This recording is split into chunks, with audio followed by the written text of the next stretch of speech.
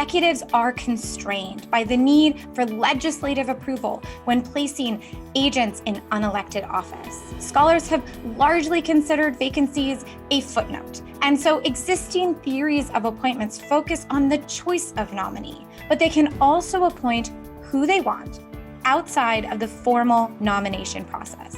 In 1998, Congress extended the time period to which an initial interim appointment could occur to 210 days. There's a total potential interim appointment of upwards of 720 days. 30% of presidential appointments that require Senate confirmation in the Trump administration were vacant. The likelihood of interim appointees increases when presidents prioritize expansion for high-value positions. The FVRA has not discouraged the strategic use of interim appointees as it was intended.